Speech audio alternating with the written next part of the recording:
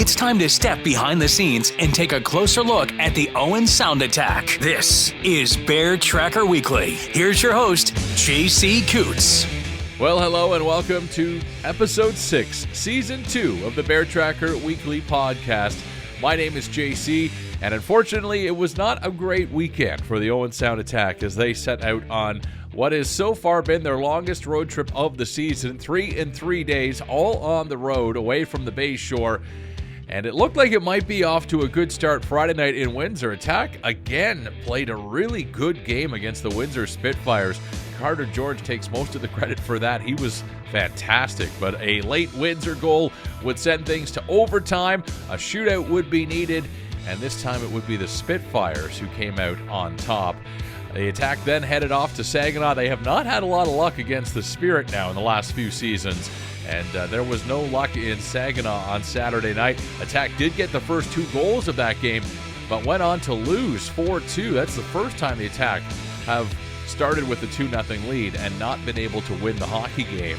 It was then off to Flint on Sunday with the hopes of salvaging the weekend with a win, but unfortunately for the Attack, the Flint Firebirds came out hitting big time. They physically dominated the Attack for most of the game, which came with a couple of close calls in the injury department. Still might be some bumps and bruises as we head into the new week, but it was a 6-2 win for the Flint Firebirds, and the Attack left Flint on Sunday evening in pretty low spirits. We'll talk about that more on the show this week. I actually went down to Flint to see the game on Sunday, so we'll have some details about that.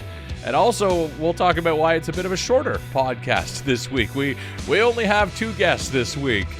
We caught up with Brandon Shaw, the Attack assistant coach, after the game on Sunday afternoon. And also Matt Hermes will join us this week for a very small edition of the Media Room Roundtable. Here we go. It's a short one, but still buckle up.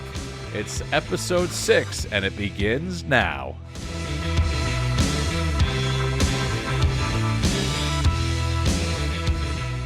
Well, first off, I do want to apologize for the shorter episode this week. Last week was exactly an hour-long episode. This week is a bit shorter. Usually I book interviews in advance, and this week I was chasing after a couple of interviews. I was hoping to have a conversation with a former Owen Sound Attack player who is currently playing in the American Hockey League. Plus, I was also hoping to chat with a former Attack player who is now in the National Hockey League. And unfortunately, schedules with both those players did not pan out. However, the door is still open, and we are working on securing interviews with them in the coming weeks. So stay tuned for that. I'm not going to say who they are. I'm going to keep you in suspense, and you'll have to listen. But we're hoping this season to have more former players on and kind of catch up with them. That's something that Adrian Musso is hoping to do with his Moose on the Loose segment. That segment should be back next week, by the way, so looking forward to chatting with Adrian. But in the meantime, let's head down to Flint. After the game, I had a chance to chat with assistant coach Brandon Shaw. It did not go well for the Owen Sound Attack in that game. It obviously did not go well during the weekend, but we still had a little bit of an opportunity to catch up and talk about how the team was feeling and the look ahead to the coming week. All right, Brandon Shaw, obviously a tough afternoon here in Flint. Attack drop a 6-2 decision to the Firebirds. Seemed like you got outplayed a little bit physically in this game. What was the kind of assessment from the coaching staff on this one? I think there was physicality back and forth. Tough, both teams at the end of a 3-3. Us obviously being on the road and stuff like that, it's good for our team to go through it early in the year to understand what it takes in these scenarios. And yeah, just proud of the group. I don't think you see any give up in them. So they push back when there's physicality, but it's all learning lessons, especially early in the year. We were holding our breath in the broadcast booth a couple times tonight when Lenny Greenberg went down and Jay Crawford went down. Both returned to play for the rest of the game. Obviously, some good news there to see both of those guys come back and not be out with any long-term injury. Yeah, great. It's great. They're both a big part of our team. Brownie does a fantastic job all the time. He's been in the game for forever, and we really appreciate what he does. But, yeah, it's a breath for a sigh of relief when they come back and get some minutes and see that they're doing all right. They're both big parts for us. It seemed like there were a few hits that in that game that might have maybe been a little harshly more penalized, and the one that comes to mind is the hit on Harry Nancy, the knee-on-knee contact. Luckily, Harry was okay in that situation, but did it seem like that maybe was something that warranted certainly a closer look? I think Scott Ray was certainly asking for a bit of a review on that one. Yeah, it's their choice to review it. They can review majors. They decided not to call it a major, so they can't review it. It's there for a reason. They made their decision. It is what it is. If I was in their shoes, maybe it would be different, but who knows? Obviously not an ideal end to the road trip. You pick up a point at least in Windsor on Friday night, but the rest of the way looking a little bit tough for the team. What's the mindset now as you have a pretty quick turnaround with an early game on Wednesday back at the Bayshore? Yeah, reset. We're going to work on things that we need to on Tuesday, get us back in the right mindset. It's good to remember we have a good team. We have a good team, and we're never out of a game. And these are lessons that I'd rather learn now in October, November. Like, you don't want to learn these lessons in March or February when you're down the stretch or heading into playoffs. So for our young group and guys that are new to the league to learn it now and what it takes when you travel and play 3-3 and have quick turnarounds and not stray away from your game. So, yeah, we're going to take this on the chin, but we're going to learn from it, and it's good for each guy. I love to see them come back out in the third, and they didn't turn on each other. They just kept competing, and that's what we want to see. That's what we want to see, and we're happy with it. It was another opportunity for Matthew Kaprowski today to try to refine that edge in his game. And the Scott Ray had said before the game, the boys are going to go out and play for Corp Pro today. And I think they did, to an extent, quite a few goals on him that obviously he didn't really have much of a chance on. But still a frustrating day, I think, if you're Matthew Kaprowski today. Yeah, Corpo's a young goalie. He's had some great experiences last year where he's come into games and played really, really well.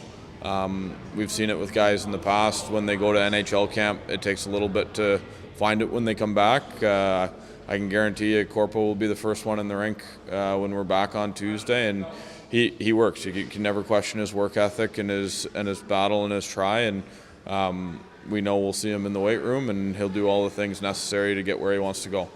You went with the 11-7 today, and you're going to lose another forward on Wednesday with Max DeLille heading off to Nova Scotia. Is there a plan to bring someone else into the picture, or will you try to roll as best you can with the guys you got now? Luckily, that's out of my pay grade. But, yeah, we'll do everything we can with what we have, and we got some very capable young defensemen back there, so going 11-7 is something you'll probably see majority of the year. So, no, we're happy to go with anything that we got. All right, Coach. Well, 3 back at the Bayshore might be just what the doctor ordered for the next week. So best of luck next week. We'll see you first thing Wednesday morning. Sounds great. Thank you.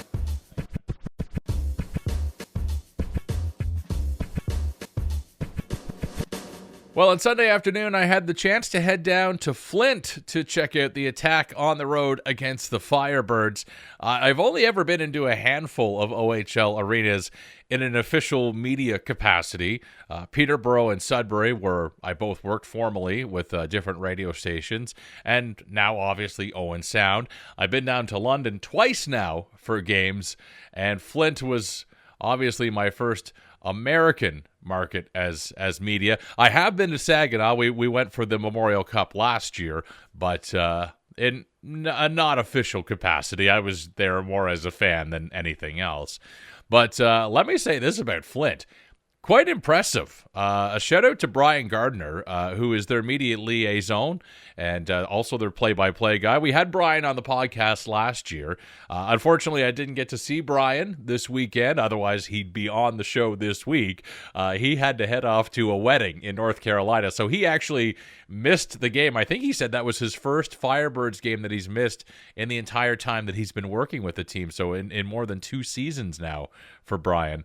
But it's a great setup. He made sure everything was well taken care of. Flint's arena is right off the interstate. So from here to there, from my house to the arena in Flint, was only about 3.5 hours, and it was a nice afternoon for a drive, so why not head down and check it out? Free parking, which was great, and great food in the media room. I think Matt said it was Buffalo Wild Wings, and the boneless wings, they definitely have a bit of a kick to them, but all in all, a pretty good time. I will say this, and I'm not trying to start a fight or anything.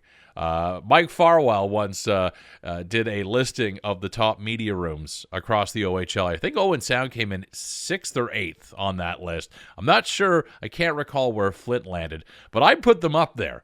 They are better than London. The last time we were in London was for the home opener this season, which you'll probably remember. The Attack won that game. And they had no food. It was all gone even 2 hours before the game. The season before, all they had were some sandwiches that looked like they might have been out for 6 hours. No offense, London. And they had no water. So Matt Hermes and I had to buy our own food and water the last time we were in London for the season opener. This time, not the case. Great treatment in Flint. Really nice-looking building, too. And as I was told, all the seats look like they're really nice leather seats. Apparently, they all came from the Palace of Auburn Hills.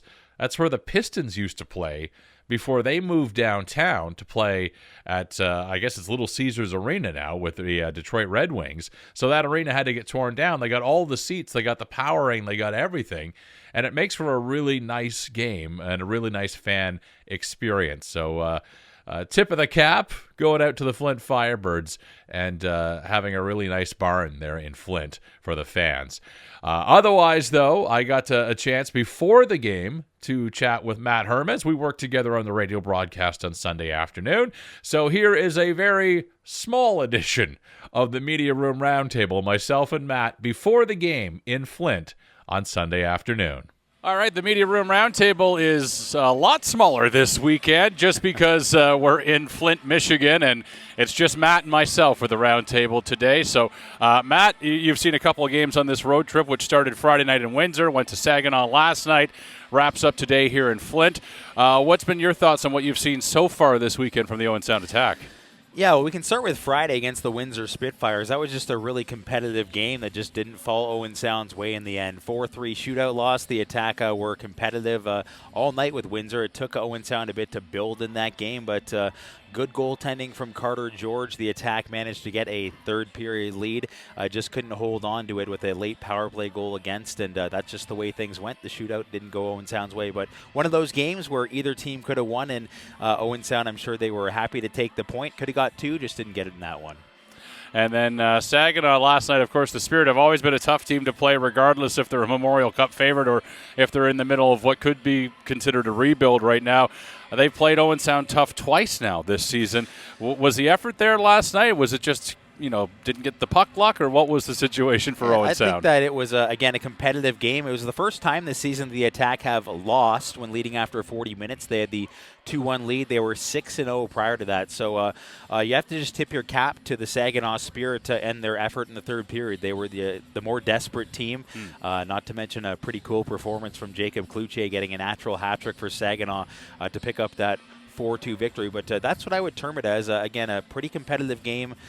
Scott Ray, Attack head coach Scott Ray, just talking to him today for the CFOS broadcast, essentially said we played a good 40 minutes in that game against Saginaw, and that's really what you can sum it up to. Is the Attack were good, but just not for the last 20, and Saginaw was just more desperate and found a way. You talked about how it's been a tough place to play for the Attack, and I actually looked back at some historic numbers recently. The Spirit have actually had their way with Owen Sound for a couple of seasons now, including the playoff sweep in 2024. That's now 10 straight wins for Saginaw over Owen Sound, and the Attack will have to wait until next season to end that, unless, of course, a playoff matchup looms, but we're way too early to start talking about that, we're not going to worry about that today. But I guess if you look for some of the positives throughout the weekend, some streaks-ish continue. Sikora, Nick keeps finding the back of the net, which is very promising for a guy that's heading into his draft year. And Tristan DeLille keeps putting his name on the score sheet every single game. So kind of positive to see those guys still rolling, with a lot of other guys still rolling as well. Yeah, so Nick had a good goal in the game against Saginaw and 2 assists on Friday against Windsor. And I just remember his first assist in the Windsor game. It was a 2-on-1 that Nick led up the ice, and then really nice saucer pass. And we've seen Nick's shot and his finish. That was the first time, and it's not his first assist, but the first time where I really kind of was in awe at his just passing ability on that play to set up Michael Deck on a goal in Windsor. So nice to see that his offense is quite dynamic, and he can move the puck just as well as he can shoot the puck. As for Tristan DeLille, what can you say about the start he's had to the season, right? He's playing as Owen Sound's #1 center. He extended his season-long point streak to 14 games now, so he's at least a point in all games for the Attack this season. 20 points in 14 games for Tristan entering today's game against Flint as we record this, which is tied with 3 others for the OHL scoring lead. Let's see if I can recite them off the top of my head. Saginaw's Nikita Klepov, Brantford's Adam Benak, and Windsor's Carson Woodall alongside Tristan DeLille for the OHL scoring lead. So, great credit to Tristan for showing up and putting in the work and being ready to go this season. He's a third-year forward in the OHL. I had a great conversation with him ahead of the game against Saginaw, just kind of asking him where he's at, like how things are going on the ice are obviously great, but like all players, he's a third-year guy, and for those who don't go drafted in their draft-eligible year the first time, and that was the case for Tristan this past June, just trying to gauging how he's feeling about it all, and he sounds motivated. For him, I didn't perceive it as he feels like let down or snubbed. It's just it's making him work harder. So certainly he's intent on doing what he has to do to make himself as good a hockey player as he can be to reach the next level after the Ontario Hockey League. If people are wondering, is he getting close to setting any sort of a record for point scoring streak? You know the answer to that, and you also know the answer to the trivia question, and not likely is one answer. Who holds the record and how long is it? Yeah, so we're going to talk about this as well on our radio broadcast today too as well, JC, but I did consult the Owen Sound OHL encyclopedia himself, Fred Wallace, to ensure that it was mint official, but Tristan has a long way to go. So a 14-game point streak right now for Tristan DeLille. The Owen Sound record was set during the 1992-93 season. Fred Wallace tells us that was a 47-game point streak for Andrew Brunette, who, of course, went on to play in the National Hockey League. So quite a ways to go. Yeah, no kidding. I'll ask you something big making headlines in the OHL this week. I don't know that it's that big, but it is something significant, and it involves one of the teams we're going to see today, the Flint Firebirds. They were in a game against Saginaw last week, and there was a bit of a dispute over a late goal that was scored with 0.2 of a second on the clock. At least it appeared there was 0.2 of a second on the clock, but the instant replay said that there was no time. The game was over. The OHL this week actually came out and said, yeah, that was our bad. We made a mistake there. Is that handled properly by the league? I mean, they say that they can't do anything about the result now that it stands. There's no recourse for that, but at least they've kind of admitted a mistake. So I think that's kind of refreshing to see. Yeah, that's all you can do in that sort of situation is communicate. And you're referring to, the game between Saginaw and Flint, where there was a would-be game-winning goal for the Saginaw Spirit that the video review system did not properly pick up. I interpreted it as essentially it's just the new system we're using this season, and there was some sort of a clock delay between what was actually happening in the game clock and the system clock, and somehow that was out of sync. So it ended up costing the Saginaw Spirit the extra point in that game because Flint went on to win it. So I talked briefly to Saginaw's broadcaster about that over the weekend when I stopped there, and he sort of said, what can you do? Like, it's nice that the league put a statement out, but it is what it is, right? Like, it was an unfortunate thing, and I certainly agree with the OHL. There's no rule, and you can't. Once the result has happened, it's happened, right? Because there was game played after that moment. So once you make a decision on the ice, whether it's the right or wrong decision, if the game carries on, my belief is that unless there's a different alteration to the rule book in the future, then whatever occurs to reach that result occurs. Yeah, well, I guess the good news is it happened very early in the season as opposed to very late in the season when these points really start to matter. So hopefully it doesn't come back to affect Saginaw, but obviously the OHL working through some issues with the replay system. There's been a few as we've gone on throughout the season, but moving forward it should be a top-notch system that will result in a lot of the calls getting made right more often than they have been. Matt, I think that's going to wrap things up for the roundtable here from Flint, Michigan. Well, how was the trip, JC? You didn't even tell everyone. I'm surprised you made it down here. It's quite the haul for a Sunday afternoon, and lots. I know the Jays aren't playing today, but there's some options: NFL football and other things. A dedicated podcaster you are, eh? Everything kind of worked out and fell into place for me because there's no Jays. The Packers don't play till tonight, so I'll still get home to probably catch the fourth quarter. I know. But that kind of worked out, and I mean, it was a beautiful day for a drive. I probably won't do this in December or January, but it just kind of all worked out, and I could check that second Michigan team off the bucket list of OHL arenas I've been to because I've already been to Saginaw, so figured I'd come down. Plus, the podcast was otherwise going to be just me this week if I didn't make the trip, and nobody wants to hear that. So, Matt, thanks so much for taking the time. We're going to work together here in a few minutes on the broadcast tonight, and then we'll have post-game reaction afterwards, so appreciate you inviting me into your space again this time. Absolutely. Appreciate you having me on the podcast regularly, and looking forward to chatting with you on the radio. Well, there you have it. And a very short episode of the Bear Tracker Weekly Podcast comes to an end. And yes, I was hoping actually to interview a few Attack players following the game in Flint on Sunday, but there was a very quick turnaround between the game being over and the team having to get on the bus. Understandably, they wanted to get out of Dodge as quickly as possible, and after 3 long days on the road, they wanted to get back home to Owen Sound as quick as they could. And I will say, too, the mood in the dressing room area was easily the lowest I have ever seen since I started covering the team. So I know the last thing that any of the players wanted to do was talk to me and have to answer questions about the game and about the weekend. So I thought, you know what, we'll just wait until next week. So that's why there were no player interviews this week, because of a timing issue and because the guys just needed a break and wanted to get home, and that is totally understandable. We will have some conversations next week with some players again, as the Attack are now home for 3 games this week. First up, we're going for breakfast at the Bay Shore. It's a 10:30 start time on Wednesday morning. It's a school day game. The Attack did release tickets late last week, so if you are hoping to go to the game, as of this recording, there are 37 tickets available that you can get online at attackhockey.com. That's it. It's going to be a full, loud house on Wednesday morning. And I got to be honest, we're fearing it a little bit, but we're all kind of excited too. It should be great energy, and I think just what the players are going to need to try to snap out of this mini slump that they currently find themselves in. Attack will be back at it again on the weekend. Sudbury Wolves coming to town on Saturday night. I'm going to let you know ahead of time if you're someone that watches our broadcasts on Rogers TV and on Flow Hockey.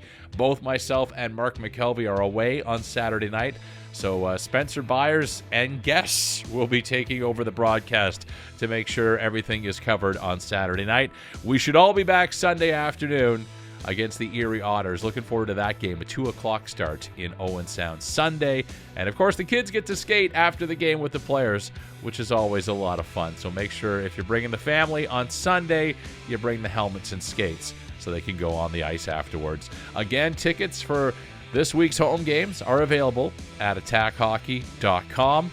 Thank you so much for tuning into the podcast this week. Make sure you listen wherever you listen to the podcast, you like and subscribe. You can also do the same on YouTube as well. And a big thank you. And if you have any suggestions for interviews we should try to track down during the Attack's next weekend on the road, do feel free to let me know. And I will do my best to reach out to former players or anyone else affiliated with the Attack that you might like to hear from. Thanks again for listening. Have a great weekend. Go Jays! I got my jersey on if you're watching this on the YouTube. Getting ready for Game 3 tonight.